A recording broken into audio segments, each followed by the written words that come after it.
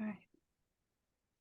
Oh, welcome back, everybody, to Living with FASD, Candid Conversations with Patti Kasper, which would be me.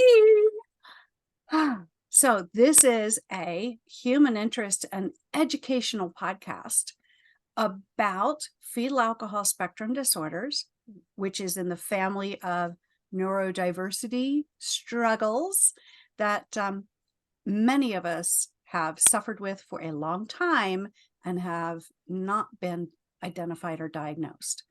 It is the hope of this podcast that everyone who listens will come to see themselves better or people that they care about, because with prenatal exposure to alcohol affecting 1 in 20 people, we all know a whole bunch of people that are affected by this.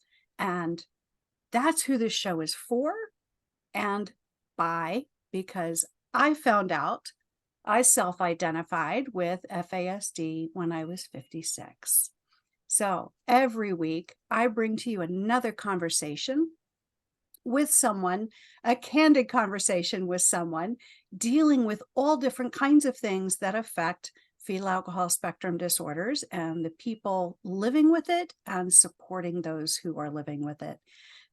This week, I am so pleased to be joined by Jenn Wisdahl, who is the Chief Operating Officer of FASD United. She is the public face and the voice.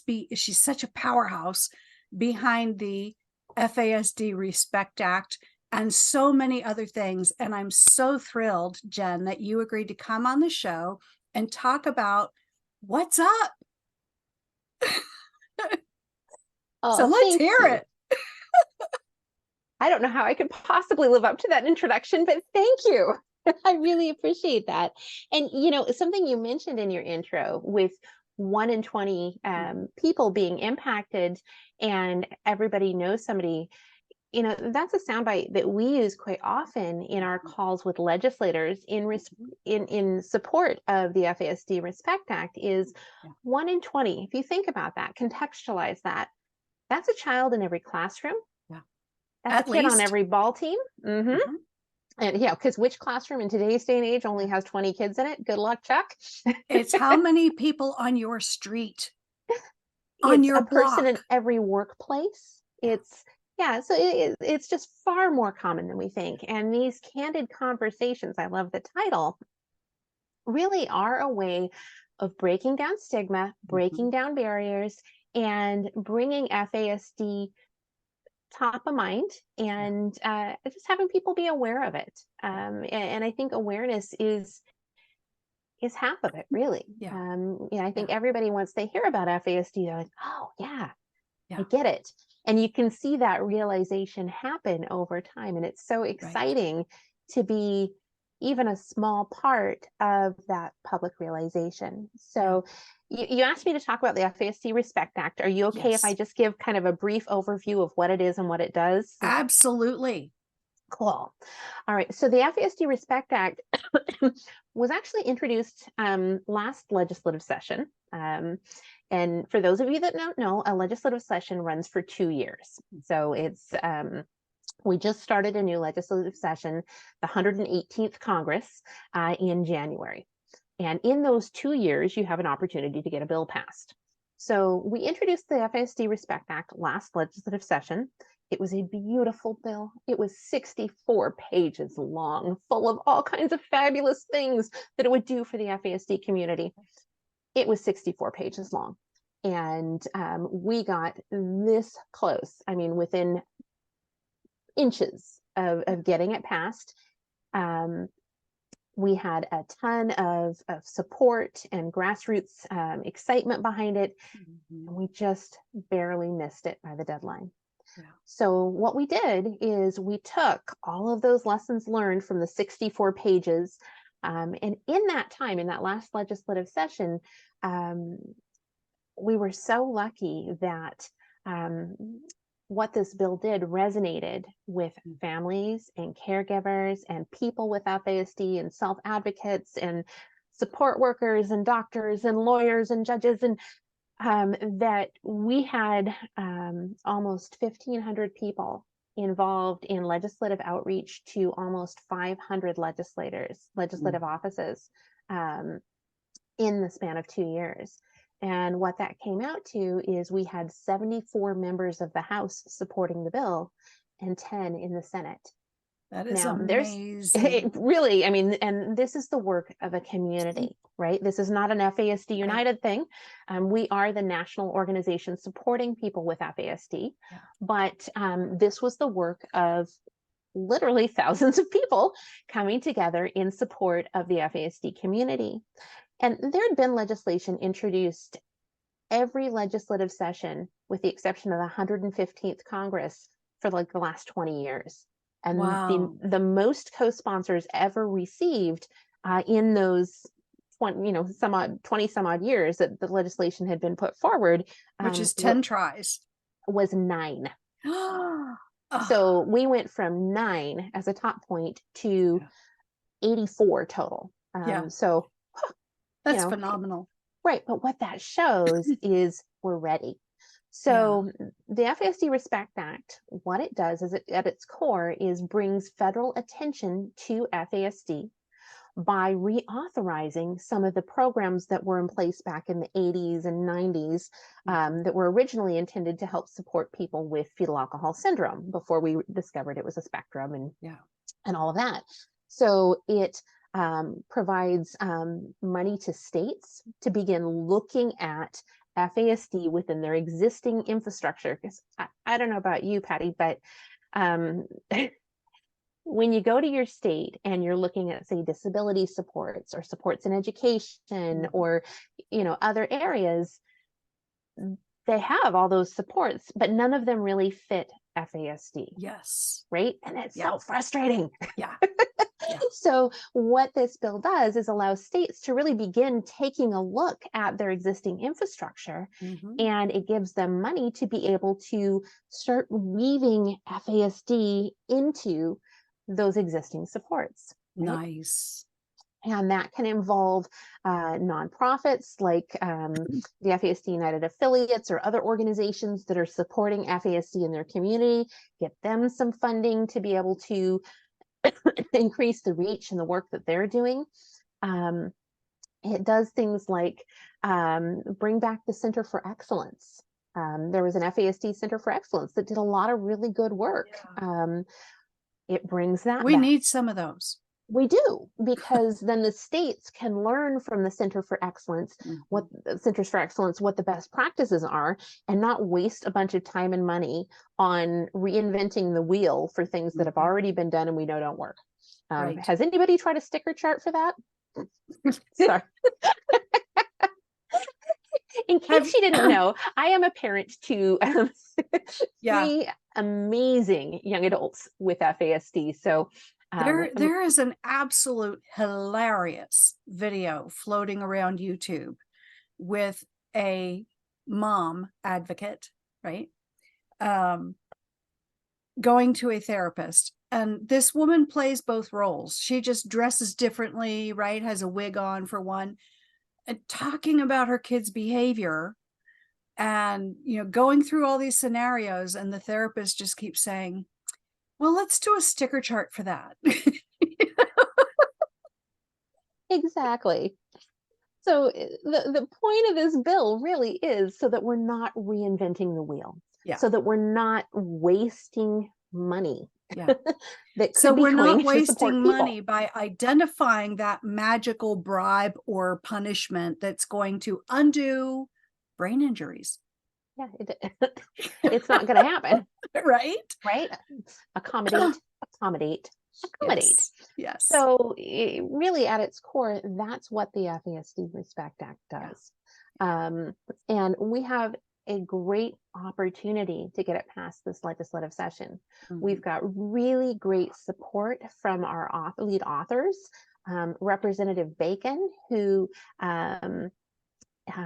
is the chair of the Foster Caucus, the Foster Care Caucus in the House, and then Senator Murkowski, Senator Klobuchar. Senator Klobuchar is the head of the Adoption Caucus in the Senate, And then Representative McCollum, who's been a longstanding supporter of FASD. And we're already collecting some co-sponsors.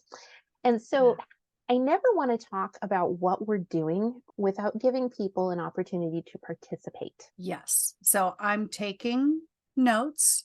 I recently discovered this thing called sticky notes. It's an app on your computer and it looks like a sticky note. So if anyone can hear me typing, I'm not being disrespectful. I'm making things available to put in the show notes for how you as the listener can get involved. And that's the whole thing. I mean, FASD United is the national organization there to support. And what that means is we need you. We need you to be a part of us and a part of the work we do. Yeah. And some of that work is really asking our lawmakers to support the people we love, the people we are. This bill has broad bipartisan support. You're not going to get your hand slapped by a Republican if you're a Democrat, and you're not going to get your hand slapped by a Democrat if you're a Republican proposing this bill. So what we're asking everyone to do is to reach out to their 2 senators. I got to get in front of the camera so I can do my TikTok dance. 2 senators and 1 rep. So every person in the United States has 2 senators that represent them federally on a state basis, and 1 representative that represents the area in which they live.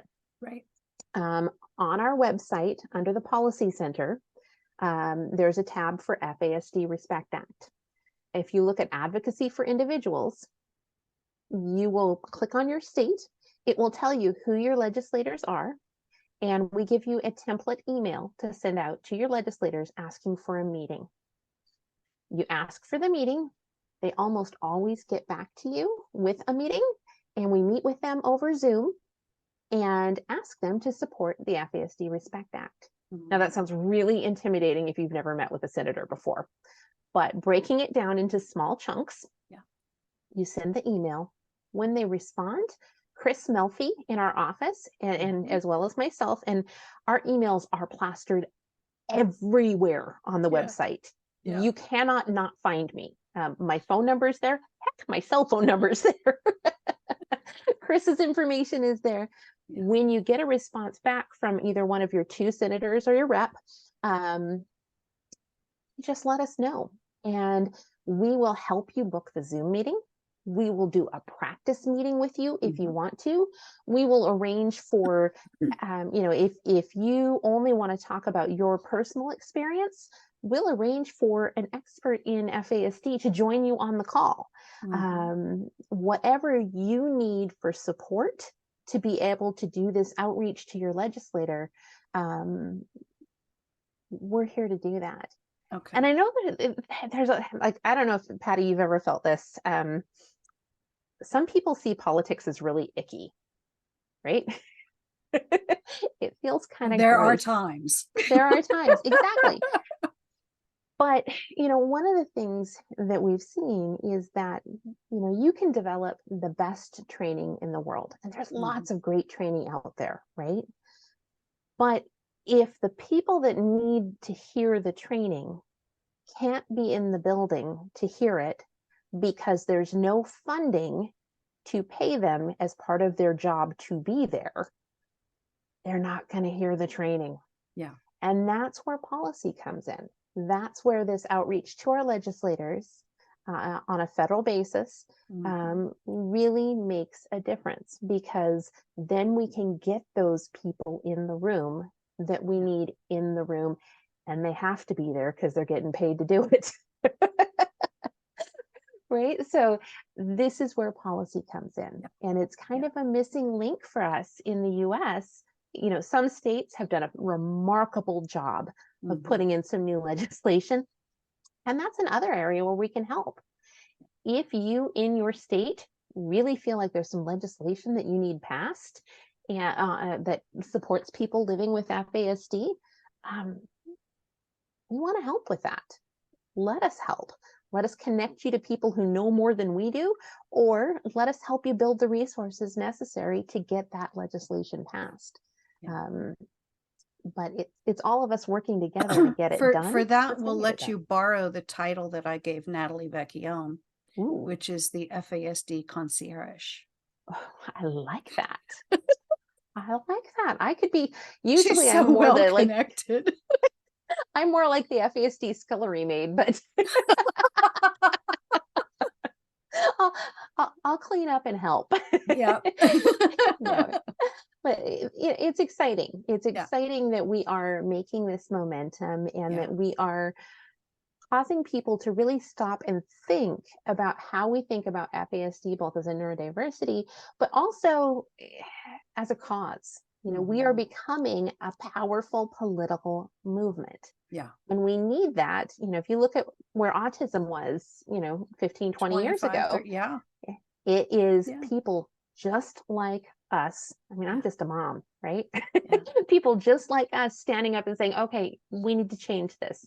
And Yeah. here's how we're going to do it. And we're going to work together and get it done. Yeah. And that's really all this is. And yeah. And I think that's something where, I mean, so many of us look to Canada as setting the example, right?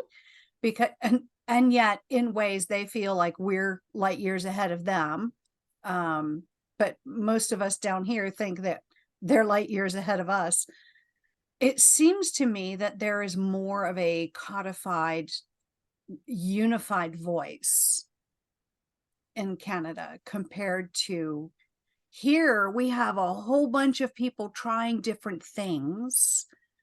And that's where FASD United comes in, is trying to gather that collective voice all together and helping each little piece be more successful. I think you hit the nail on the head there, Patti. And I really appreciate you looking at it that way. We are not here to tell anyone what to do. We're not the boss of you. We're not the boss of you and your advocacy. We are here to help, support, and serve. And that's what we want to do. We want to help bring that collective voice together. And, I really feel what you're saying about, Canada feeling one way and the US feeling the other way. I spent 20 years living in Canada. My kids are Canadian. And we moved to the US about 7 years ago. I'm from the US originally. Okay. And you can definitely see that kind of push-pull on both sides of the border. Yeah. They see us as potentially having a little bit stronger of a political movement, particularly right now. Although they've done some great stuff there in Canada now. But, right now we have 10 different diagnostic methodologies happening in the US, whereas in Canada they have one. So that's a little bit more, unified in that way. But we're working and that on would help so much, wouldn't it? If there was an FASD informed diagnostic protocol. And I think that's something that policy can help with, because looking at policy, then you're looking at diagnostic billing codes, you're looking at ICD-10 codes, you're looking at the CRM codes, and there's some room for policy to help there. But we call the FASD Respect Act building the foundation for change, because we need this bill passed so that we can build off of it with everything else we need to do. Speaking of Canada, though, we have another way, another kind of exciting thing that's going on. I know what it is. I was so geeked out over this, I got to be honest. So we are fortunate enough to be able to partner with the ALC Changemakers. And if you don't know who the ALC Changemakers are and you are anywhere in FASDville, you need to get to know who the ALC Changemakers are. They are, takes my breath away. Like they are a group of adults with FASD. Remarkable young adults.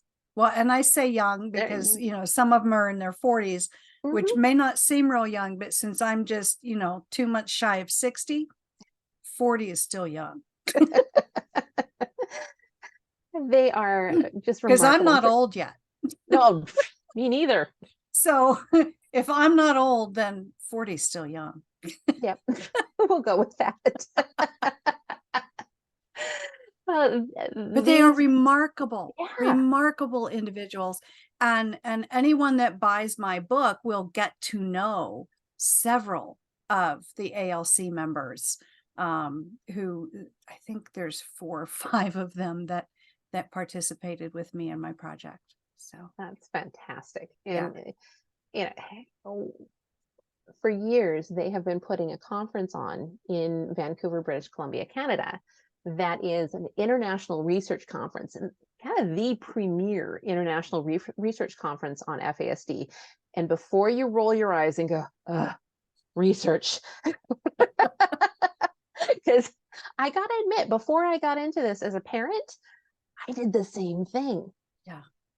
What we're missing with research is that integration from research into policy, into practice. So you see how all these things tie together, right? Yeah. So for the last oodles of years, these remarkable humans have created a research conference that is put on by adults with FASD, not only for the international research community, but also for adults and teens with FASD. Yeah. This conference is open and accessible to adults with FASD, teens with FASD, with their own paths on agendas set not by moms, not by dads, not by therapists, teachers, but by adults with FASD. Yeah.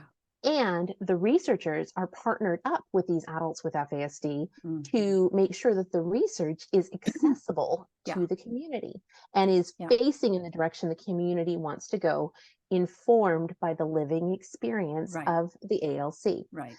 So and that is golden. It is. And so, really it's best practice, not just for FASD, but it's best practice for any condition that needs a movement behind it. And it's having voices of people with living experience at the forefront.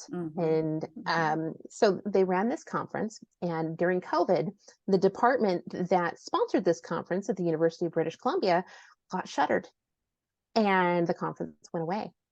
And I'd heard about this, and I knew what impact this conference had, and we were lucky enough to find a donor through FASD United that said, hey, we want to partner with you. And so we are partnering with the ALC Changemakers. FASD United is partnering with the ALC Changemakers, and the conference is coming back. It's moving to its new home in Seattle in spring of 2024. I don't have a date yet. Keeping its name Vancouver. I think that's hilarious. It does have a great big long name. It's the International Research Conference on Fetal Alcohol Spectrum Disorders, adolescents and adults with FASD. And then there's another segment that goes behind it. So there's a big long title that goes with it, big official title that researchers are going to know. Yeah. But for the layperson, everybody just knew it. It's a Vancouver FASD conference. Yeah. So we're working on a new name. I take comfort in that, because whether it's podcasting or whether it's, my book, or whether it's just coming up with names for things that go on social media, titles trip me up. It is so hard to come up with a title, and my subtitles are always way too long. So now I feel like I'm in good company. I love a good anagram. So, for example, the FASD Respect Act. Originally, it was the Advancing Fetal Alcohol Spectrum Disorders Research, Prevention, and Support Act. That's a mouthful.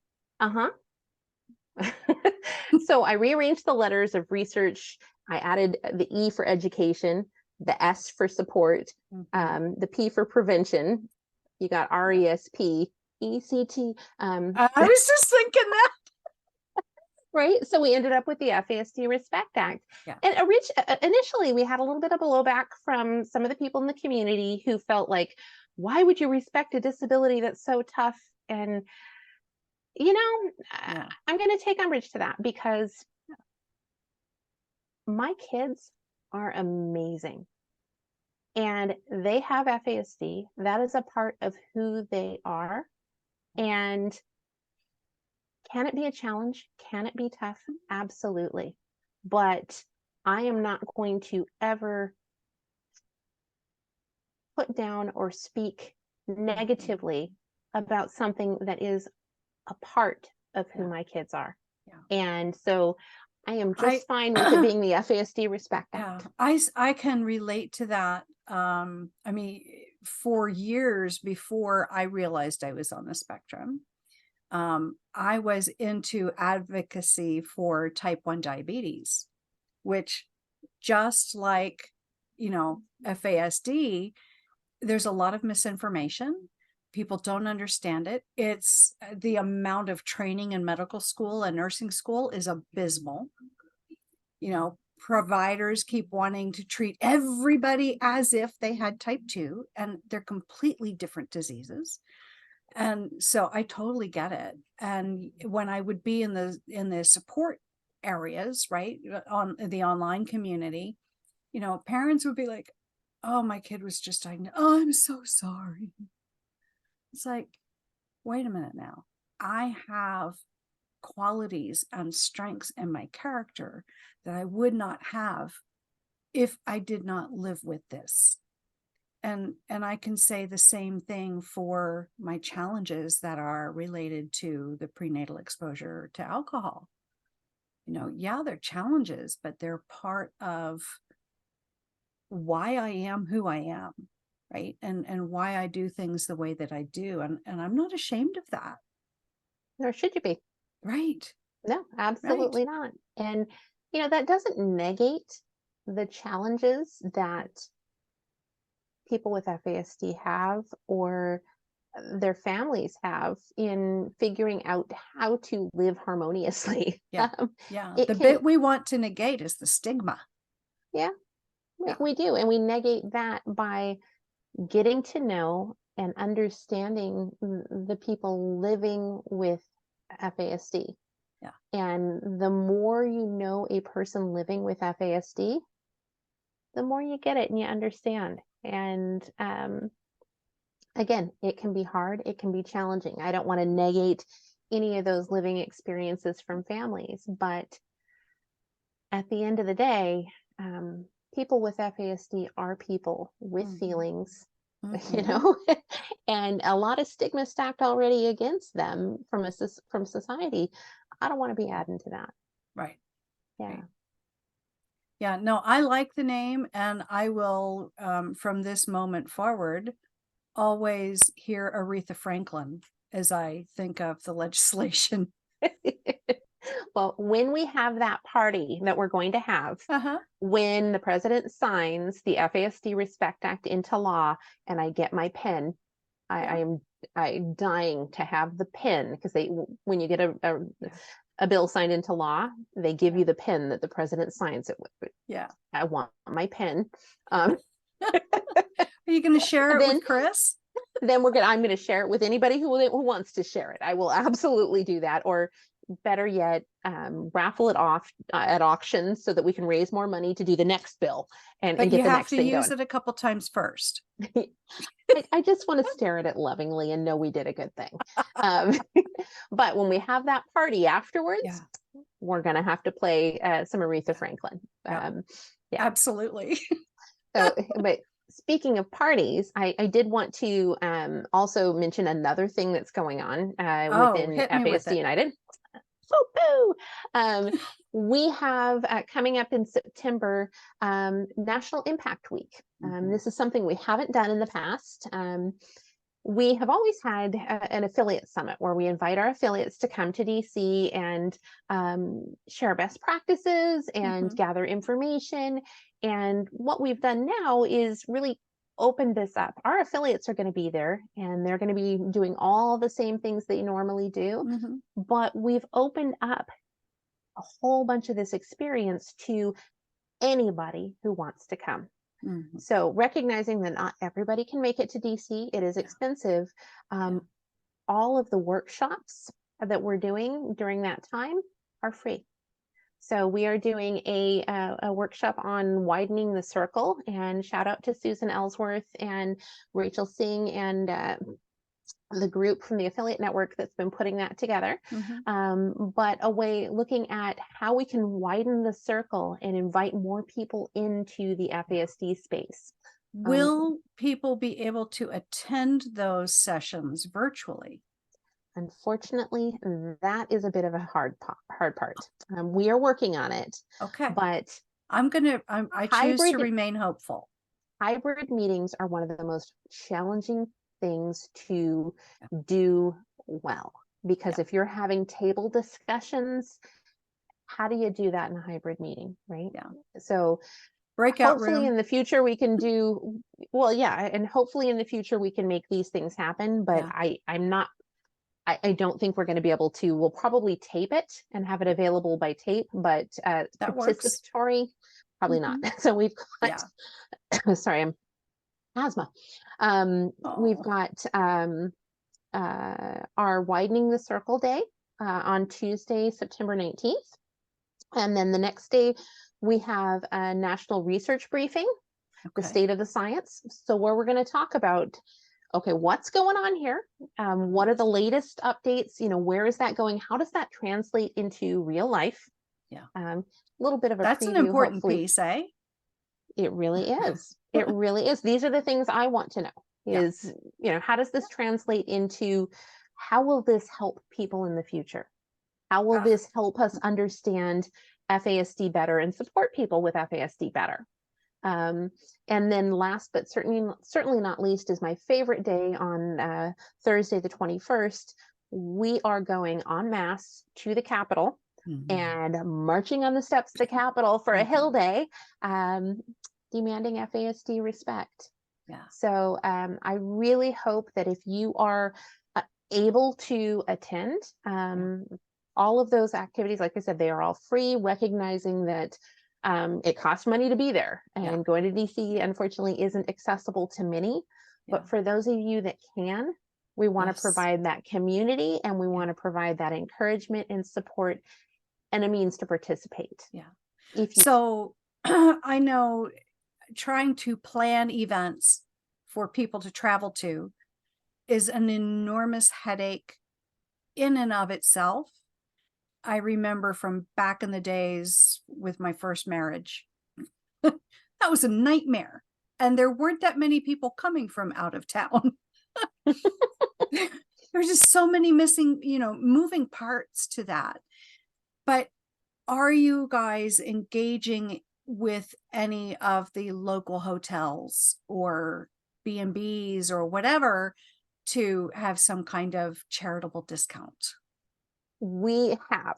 So we do have a hotel, the hotel that the conference is booked at.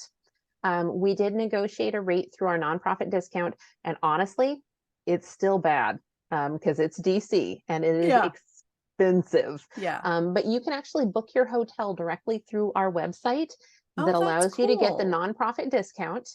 And your breakfast is included, all your taxes and fees and everything are included in that. You can book your own if you want to. If you reach out and say, hey, I really, really want to go, but I can't afford to go on my own. Is there anybody else looking for a roommate? Awesome. I can't promise you that we'll find somebody. And obviously, that's something that people are going to have to decide their comfort level with themselves. But we want people to be able to attend. We want people to be able to be there. And, this is something that we really hope to be doing annually, by having the Vancouver conference in Seattle. What might be interesting to think about, since it is international. I mean, there's more countries involved in the FASD movement than just the US and Canada. What about considering one year having it in Australia? Well, I love that thought. One of the reasons we're having it in Seattle, actually the whole reason we're having it in Seattle, is that A, we have to have it in the US so we can get the funding. Good reason. But B, it's in Seattle and it's going to stay in Seattle because the people who have ran this conference for years and years and years, and this conference really is, there's a magic to it. this is a safe space for adults with FASD and adolescents with FASD to have their life and lived experience be normalized in a safe and affirming way. Yeah. And we don't want to mess with that. And the people totally get that. So the people who are responsible for making that magic, the majority of them live in the Vancouver, British Columbia, Canada area, which is a 3-hour drive. Ask me how I know. When my husband and I were dating, well, I lived in Seattle and he lived in Vancouver. So okay. I know the commute very, very well. Okay. At any rate, we were looking at, where could we have the conference? And Seattle really is the only choice. It helps that I also live there now, so I can help coordinate it. But really, this way we have something on the West Coast, the Vancouver conference in Seattle, and the impact and March on the Hill on the East Coast. Exactly. And we also have, if you can't fly out to attend somewhere else, we have Run Fast. Rebecca Toulouse, one of my favorite humans. Yes, mine too. Natalie Vecchione. It was a funny story. I had just started with what was then NoFast. And just came on kind of as a junior policy person, supporting Susan Shepherd Carlson, who I was like, oh my gosh, it's Susan Shepherd Carlson. I know the name. I have not had the pleasure of meeting her yet. Susan is the former First Lady of Minnesota, the founder of Proof Alliance, a retired juvenile court judge, and wrote the FASD Respect Act. Wow. He's currently also the board chair of FASD United, and I'm happy to say now a really good friend. But awesome. I was really junior, and Susan said, hey, I've been invited on this podcast. Do you want to join me? I'm like, well, I've never done a podcast before, but okay, here goes. So I met Natalie, and Natalie mentioned that she had Rebecca on just before, and Rebecca was talking about how she wanted to do a national, a virtual 5K to raise awareness for FASD. And I thought, oh, what a great idea. I love a great idea. So Rebecca and I worked together, and Rebecca came out with the very first Run Fast. And I've been, we've been supporting that initiative ever since. And so now we're in our 3rd year of Run Fast, and we have runners from all over the world. I just created a team this morning. Chris in my office mentioned that, that you were creating a team and getting going on that. And it's exciting. Now, full disclosure, I probably couldn't run a 5K if I was being chased by a bear, but no, I'm pretty sedentary myself. But I can walk. I can be out visible in my community talking about FASD during FASD Awareness Month. As long as you're faster than someone. There you go. Well, I am that person. So just when in doubt, if we were ever in a crowd anywhere, know that I'll keep you safe from bear attack. Oh, we'll be kibble together. Yeah, there we go. Kibble buddies. So Run Fast is coming up. You can register through the FASD United website or through runfast.org. And we also recognize that families, our families in our community tend to be very large. And there's a lot of money going for therapies, going for supports. So we have registration options that start at $5 per person. That's amazing. You can register for Run Fast for $5, on up to $35 if you want like the medal and the shirt and everything. But cost need not be a barrier to rocking your red shoes and being out there and doing Run Fast. So, and I kind of was glancing down for a minute because I'm back to my Post-it note. I'm shamelessly going to promote my team for my listeners. If anyone wants to join, my team is called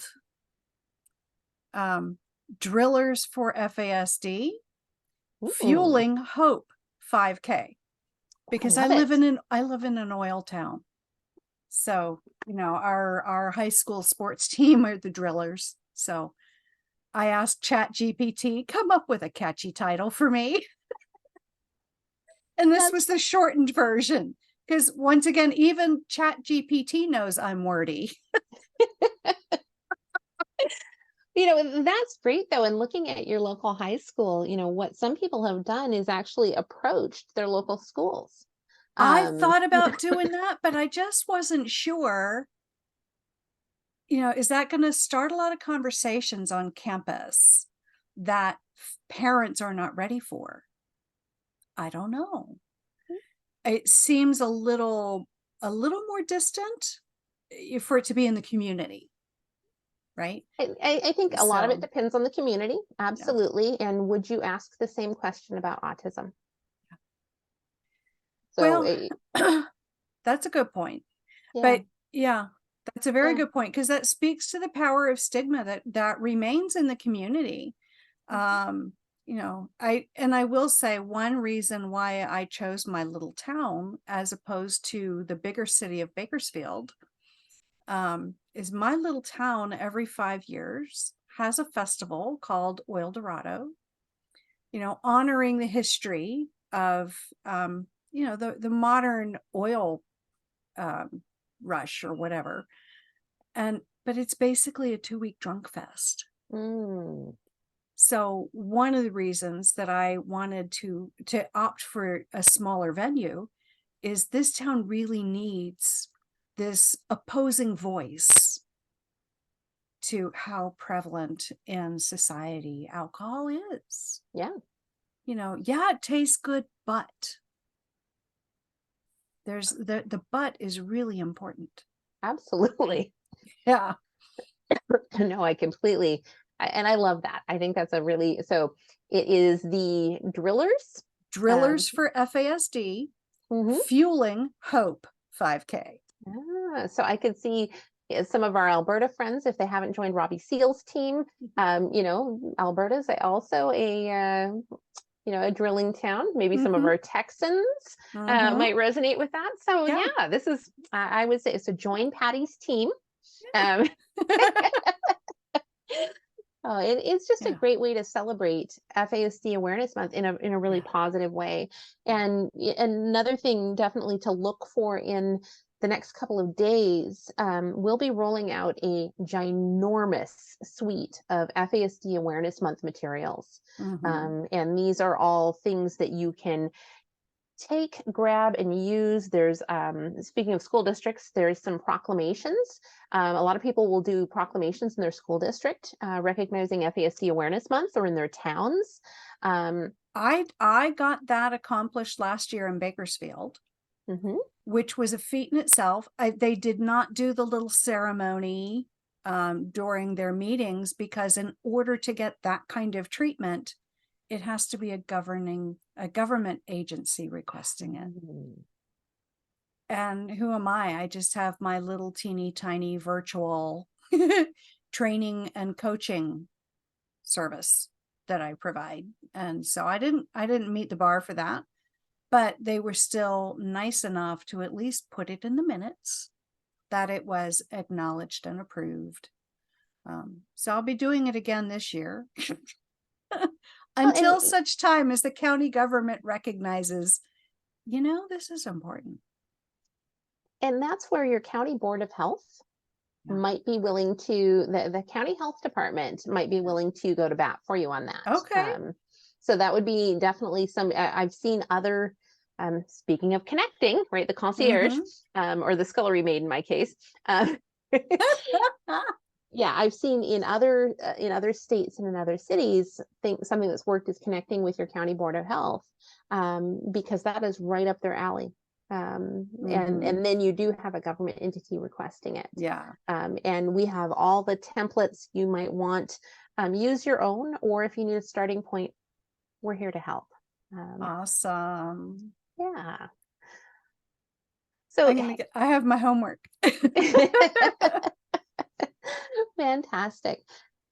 So yeah, I'd really encourage, if you're looking at how you're feeling about the FASD community, and you're feeling like, hey, I need to do something, and you're stuck for ideas, reach out to us, because we want to help. We want to help you find your power and find your community, and get involved, because the more we're involved, the more we can build this political movement, we can build this community, and we can really make some wholesale change for the future, which is what we need. Yeah.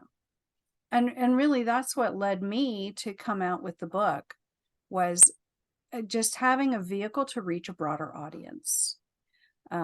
Because as a trainer or as a coach, I can only reach so many people, right? And until such time as I figure out how to develop a clone or 2 or 3.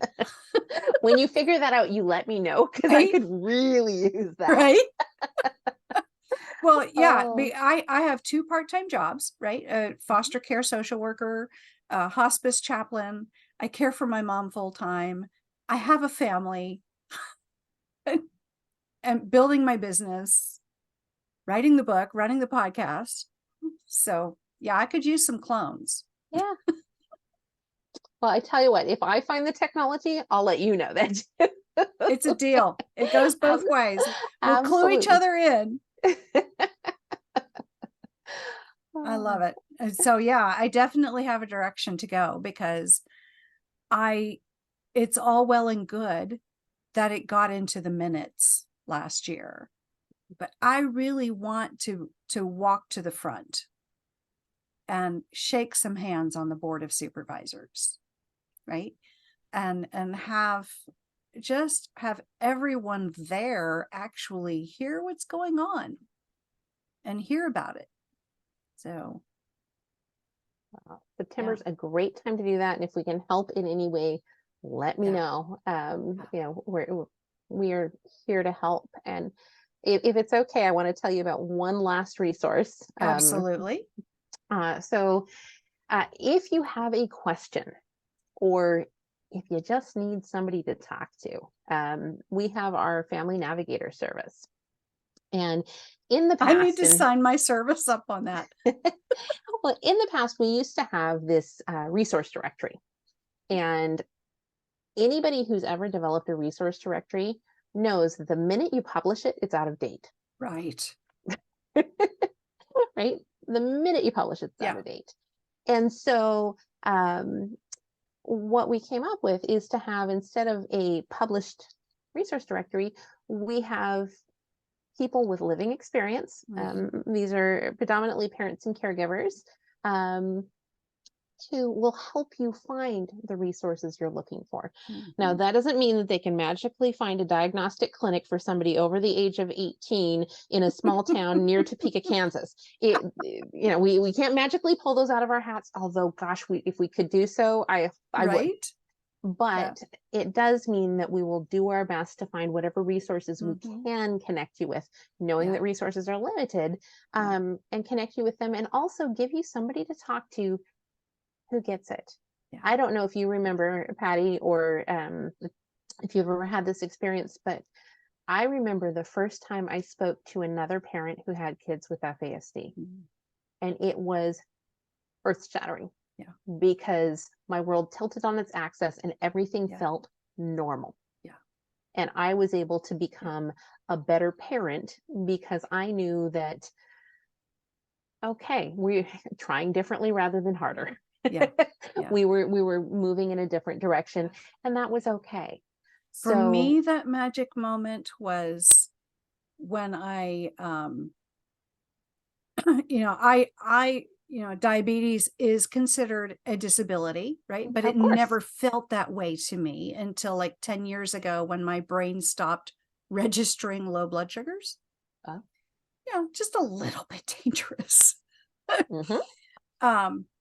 But as a social worker, for a quarter century in child welfare, watching families fall through the cracks, watching kids fall through the cracks, watching, foster parents, resource parents give up because they're just so frustrated because they've not been adequately trained. They don't know how to interpret their kids. They're brokenhearted. over their quote unquote failure, to make that magical difference for the kids placed with them. Watching that over and over and over again for, 20, how long have I been doing this? Almost 24 years. When I took the facets training in the neurobehavioral model and realized it's all due to brain injuries, prenatal brain injuries that keep people from, keep a brain from being able to do that background behind the scenes functioning that allows whatever the desired behavior is to get done. That's when I realized that's what happened to all the kids on my caseload.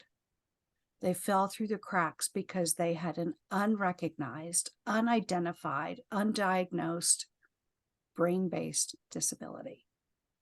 And I hate that term disability because, I just do on all levels, but that it's a medical thing. It's a biological thing. It's a neurological thing. It's not choice. It's not intention. And that rocked my world. That facets training is how I was able to self-identify. But so it really revolutionized things for me, both on a personal and a professional level. Totally changed my world around. So, yeah.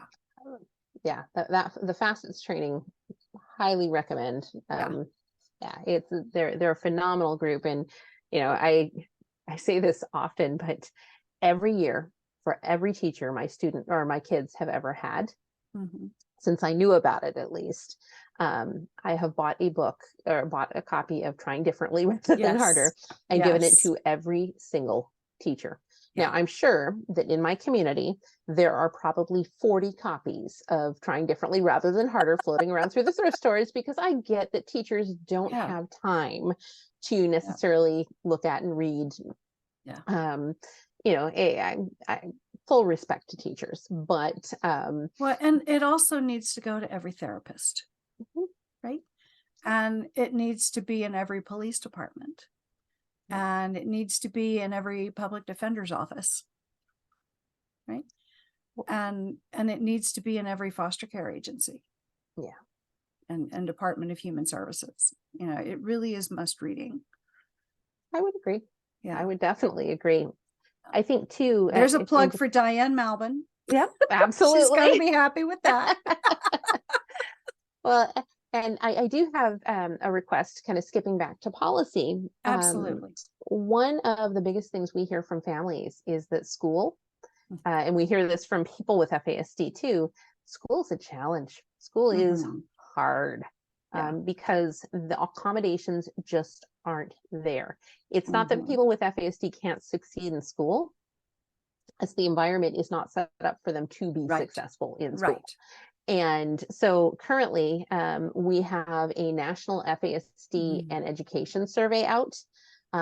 Would love it if your listeners would be willing to go in and complete it. And you can complete it as a person with FASD, as a parent or caregiver who has a child with FASD, either adult or youth. Or you can complete it as a professional working in the education field. And so if you can complete it, if you can forward it to your child's school, if you could ask a person with FASD to complete it, we're using the data we collect from this, not for a research publication, but for a policy publication, so that we can start going after meaningful legislative change when it comes federally, when it comes to education and FASD. Because we need the data to be able to back up what it is we're saying we need. And this is a way of getting the data.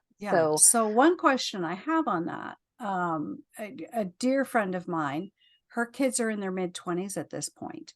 Can she fill it out based upon the experiences of 8-10 years ago?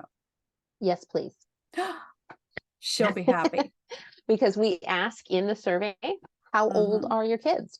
I Yeah. would also highly recommend, because the most important data we can collect is actually from her kids, right? So I would, if her kids are willing to fill out the survey. And the other piece is, you don't need an FASD diagnosis to fill it out. If Oh, there is good. prenatal alcohol exposure, you can fill it out, because an FASD diagnosis is not accessible to everyone. It's not accessible to most of us. Absolutely. And, Yeah. again, something we're working on, but, So in my book, in the back, in the appendix, is a list of resources, right? And so I include, some of my favorite books, podcasts, shameless brag. I put my own podcast at the top of the list. Is that wrong? as you would. Anyway, so I broke it down, right? But when it came to who can I put as a diagnostician, given that my book is for adults, what am I going to do with that? And so the only name I came up with was Dr. Connor. So I wrote to him and said, "You're the only one I could find. You're really going to get swamped if I put with referrals, if I put your name in the book. Do you want me to do that or not?" He said yes, very graciously. Oh, I recently got to know Dr. Connor, and he is a delightful human and an asset to the community for sure. That's the So, impression I got through our email exchange. Yeah. Yeah. And, I think that's where we have an opportunity with the NDPAE diagnosis, broadening the scope of people willing to use that diagnosis, I think is going to be a big win for the adult community. So for those people listening who do not have a clue what that is, what is that diagnostic knowledge label? Translation. So NDPAE is a diagnosis through the it's a mental health diagnosis, but it is a diagnosis on the FASD spectrum. Yeah. So in Canada, in some other countries, they have FASD is a diagnosis. Yeah. In the US, FASD is not a diagnosis. FASD is an umbrella term which encapsulates a number of medical and now mental health diagnoses. So this is where a mental health practitioner can diagnose with NDPAE, neurodevelopmental behavioral disorder associated with prenatal exposure, prenatal alcohol exposure. Yeah. But that is sometimes a pathway for adults with FASD, although it is not readily recognized yet. So we've got our work cut out to do. Is that cut out for us as a country. The official body of the current DSM, or is it still like tucked in the back under? It's this still is what we're thinking about. It's tucked under emerging practices. Okay. Yeah, is my understanding at this point. Yeah. But we're going to work on that. I wish we could simplify things, to what they do in Canada and Australia, and it's just FASD with or without the facial features. That would be so nice. I think that would be very nice. There's a couple projects that are looking at, currently looking at clinical guidelines for FASD. The number one that I know of is the FASD in the Military Healthcare System project. So there are 9 million some odd dependents under military healthcare. So these are not the active service members, although some of them are, but these are their dependents that are covered on their medical health insurance.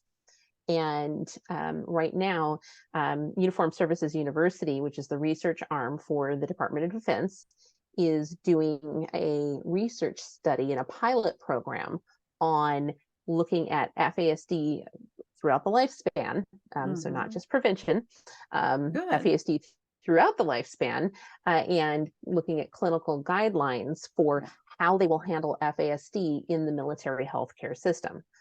Why that's cool is that the military healthcare system is one of the largest healthcare and insurance, quote unquote, systems in the country. What happens there is going to influence and be picked up on by other insurance companies and medical systems. So that's a program I'm really excited to be watching and to be a part of, actually, because we're partnering with them on it. But I'm excited to see what comes of it, because that's going to help move us in the direction that, where diagnosis is more readily available.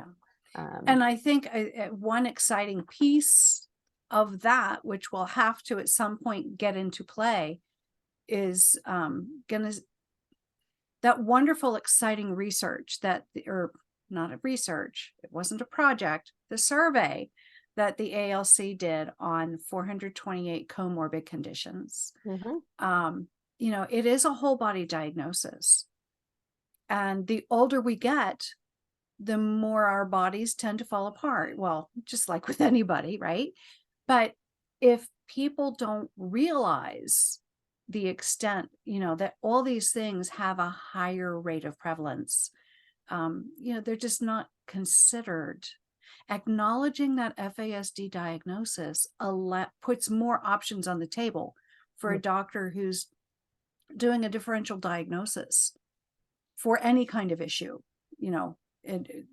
so I'm excited to see all the different studies that the survey has spawned and how that will be taken up by the military's health insurance, and the research that they're doing, and then which will turn around and spill out to Blue Cross and United and all these other little ones. So not that Blue Cross would want to be called a little one, but probably not, but in comparison, maybe. Yeah. Well, the other just caveat I want to add on to that, or the thought I want to add on to that, is that looking at adults with FASD, I know hundreds, if not thousands, of adults with FASD now at this point. I've been fortunate enough to meet through this work that I'm lucky enough to get to do. And I read a study, just like most parents do, when you're out there searching frantically, Dr. Google for answers when your kids are first diagnosed. And the study about age 34, which one I'm talking about. The life expectancy. It is my dream that at some point when we have a large gathering of adults with FASD, I would like to get a bunch of shirts made that say over 34. Because I think having that graphic representation to families and to people with FASD, that no, this is not a death sentence. This is not. No. I was floored by that. I mean, I first heard about that statistic, which is based on only one study, by the way. So the statistic, very limited data in a small area. So the statistic is valid. However, it is completely devoid of context. Right. And context is everything when it comes to statistics. Without context, that statistic can mean whatever you want it to mean, right? But when this came up in one of the conversations in my book, I was totally floored, because going back to the diabetes and the fact that, back when I was diagnosed in 65, and I call that era the medical dark ages. And certainly it was light years ahead of the real dark ages. But my parents were given such a scary prognosis. I wasn't supposed to live past 8. The prognosis was so scary that my father wanted my mom to starve me to death because he thought it would be more merciful Oof. than living through what the doctors predicted for me. And we have that same thing by if we just allow ourselves to accept any statistic that a search engine such as Google, but there or Bing, I mean, there's many of them, spitting out the stats without the context. Yep. There's a lot of outcomes that are listed that, while true, don't have the context. And I spend time on that very thing in the preface of my book. So, because it's so important. Yep. It is so important. Yeah. We need to be bringers of hope. Yes. We need to be bringers of context. Yeah. We need to be bringers of excitement and, yeah. I know it sounds weird, but joy in our community. Yeah. Because this is the way forward. This is the path to get to where it's recognized, accepted, supported. Yeah. Yeah.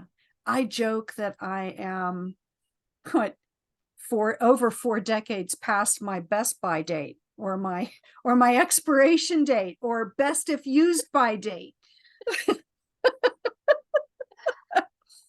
And here I am 34. Doing it again with 34. Well, 34 is better than 8, but I mean, come on. You know how many people I've met in the last 6 months that didn't find out until they were over 50? There's a lot of us. There are. And I think there will be more and more and more. I hope there will be more and more and more, because I hope that people are able to identify with FASD, not as a stigmatized thing, but as an explanation in a piece of self. Yes. Yeah. And that's the goal for this podcast, as well as for the book, is to allow people to self-identify and find that explanation that makes sense for their life in a way that had been elusive. I used to blame everything on being the only diabetic in my community. Well, that was true, but it still it wasn't right. It didn't tick off all the boxes. This did. So there is tremendous hope. I think it was Rainier Smith who said it changed nothing and it changed everything at the same time. And there's tremendous peace that comes from that. Yeah. And the revelations will continue coming. They just trickle in as you're ready to process them. Because there's just too much to reprocess all at once. Yep.